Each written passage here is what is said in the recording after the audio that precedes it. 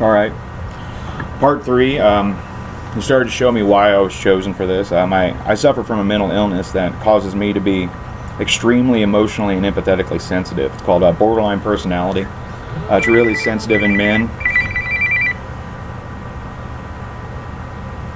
Sorry about that. It's really sensitive in men and really rare. Like I said, I suffered a lot of abuses and neglect as a child. I'm still an outcast in my family and in my community. And I suffered a lot of horrible situations that caused me mental anguish. And it turns out that was all intentional. I had to be prepared so that Satan could show me horrible evils, and I wouldn't swing a hand. Nobody is allowed to raise a single hand against him. Christ will conquer the earth with nothing more than the power of love and the promise of Father that he's been given. He does not need to destroy. He's not a destroyer. He doesn't come to destroy, but to separate. And it says that in the Bible, and well, people get their idea of what the apocalypse is going to be completely wrong. You know what I mean? Evil will be allowed in this earth until he comes. And after that, it's over. It's over for evil. You're done. If you're an evil person that's allied themselves with Satan, then you do go to hell. If you're a person who's denied Christ, you don't necessarily go to hell, but you might end up in that place that I was. And the hell for people that aren't allies of Satan ends up being a place void of light, where the light of Christ does not shine upon you. You're in empty space. You're in a black room in the middle of space where you can't see outside the walls. You're completely alone. And that loneliness, I think, is not a permanent thing, maybe, but just something to get you to realize what Father is, realize what the light is, and what love is, and the importance of it.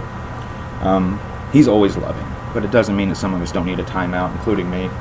You know what I mean? If I sat for 5 eons of an eternity, it wouldn't be enough. Nobody's worthy. You know what I mean? You start to understand how great he is and how much his love is worth, and you start to get real humbled. After that, he showed me, in case I fail, he showed me what I seen was that I was in these clouds and stuff, and I seen an exit out of hell into these clouds. And I was looked on the ground, and there was this flickering light, like a path, and it was like coral orange and yellow and flickering inside this smoke. And it kind of rolled up, and then it turned up into this giant pillar. And this pillar went so far into the sky that you could just barely see that it was the bottom of a throne that was held above it. And he told me, if you ever get lost, my child, follow this, for this is the love of my children, and wherever they love me, it will lead back to me. And I think that was in case I fall to Satan. He wanted me to know that I was safe. He wanted me to know that there is a way home. And I didn't even know that existed. You know, I'd watched the movies about Exodus and stuff like that. And turns out my counterpart, my cousin, he'd actually been avidly listening and reading to the Old Testament while I was caught up in the New Testament, trying to understand the promises of Paul and Timothy and these people. He told me that's what he showed him. He said he showed him a pillar of fire. And I said, well, I guess if you didn't understand electricity back then, you would exactly describe that as a pillar of fire. Like I said, yellow and coral, flickering light inside of smoke. And that's how he led him out of Egypt. I did not know that. You know, all I'd seen is the movies about Moses and stuff like that, and dramatizations. Usually I skipped over that part in the Bible because honestly, it seemed like a whole lot of names. You know, you want to get to the meat of the gravy. You know what I mean? And in church they often do the same. So I didn't even know about that one. But, you know, the fact that I didn't know these things, and they kept being revealed to me that it was in the Bible and scripted, you know, not just an accidental vision. Excuse me. It made it so much more real for me. One of the third things, I started to get overwhelmed, and I would log into YouTube videos and Facebook, and I would just type about how great he is for hours and hours. And I've never been one that liked typing. I really stink at typing. I mean, I got a high IQ, but I'm more of a science guy. You know, I grew up writing shorthand. I thought English was stupid. You know, I mean, what's the point of learning punctuation? If somebody understands what you're saying, then why not say it? You know, I loved poetry more than punctuation. So honestly, grammar Nazis, have at me. You know what I mean? I probably deserve it. So, but the thing is, I started typing, and these things were just going nowhere. I mean, I just kept ranting and ranting, and one day it was just such an intense experience when the Holy Spirit comes upon you that every time it's happened, I've actually asked somebody to stay with me because I was afraid I was going to die. It's such an intense experience that it's scary. And the most powerful happened this day after I typed 3 hours on a page that had, I think, 3 views. Nobody ever read it. And here I am typing for 2 hours just going off on this pastor about he doesn't understand the truth of the church and stuff like this. And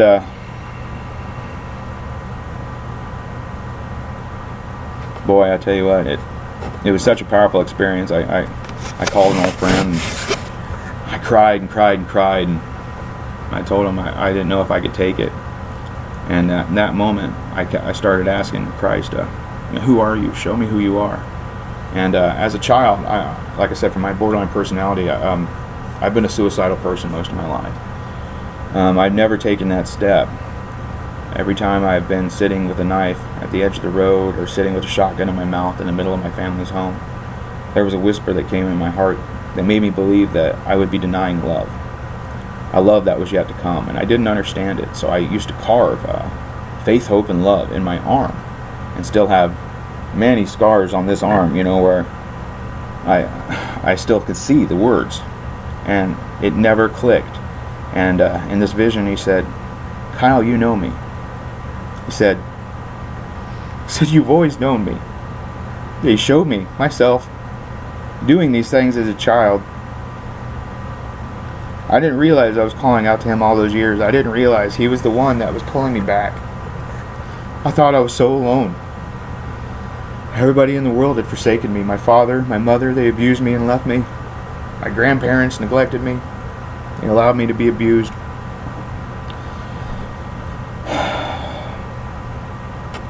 And I see this thing like Stargate, like the movie Stargate, except there's not a machine. There's just this portal, and it's this blackness with flickering light in it. And I see this figure start to appear, and instinctively I just know that it's him. And I walk up and I hug it, and it's a large man. Jesus isn't a small man, by the way. The leader of the tribe of the Lion, which is the tribe I'm from. Turns out that I'm actually a lineage from the throne of England, which I didn't know I was Jewish, and then you look it up. They come from what they call the Moravian bloodline, which is the bloodline of Christ. Wow, okay, so if you're British and you're of the line of the throne, well, hey, welcome to the tribe, brothers. And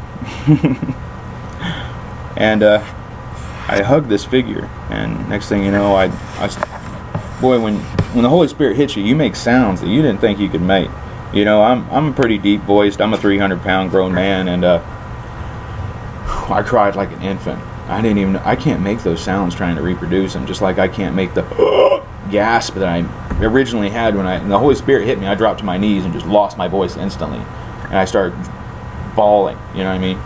I made a realization that the devil was real in the world, and if the devil was real, I had a choice, and I chose God.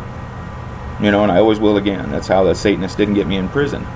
Luciferians tried to portray that they didn't believe in good or evil or God or the devil. They believed in man. But then again, they kept bringing up Satan.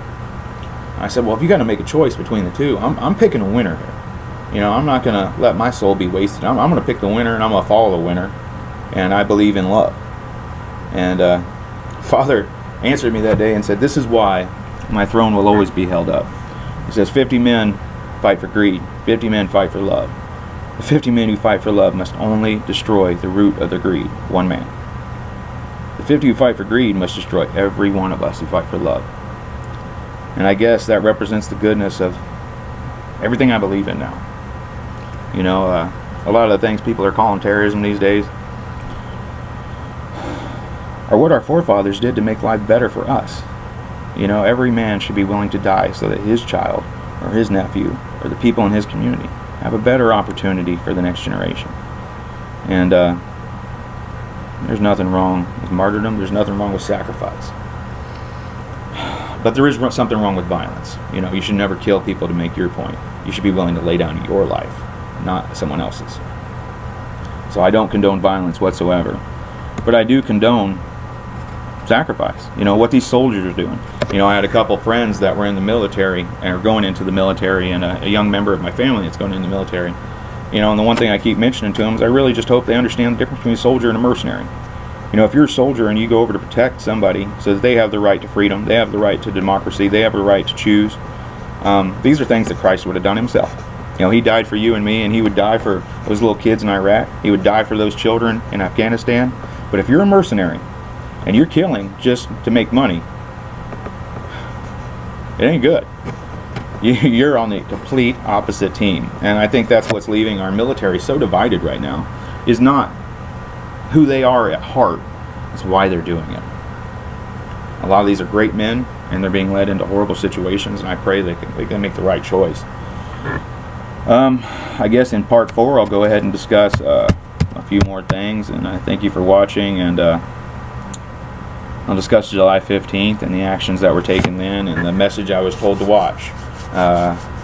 Rachel loves the Lord. A lot of these other people on here that, you know, just boldly show their face and have courage and are willing to say what Father tells them.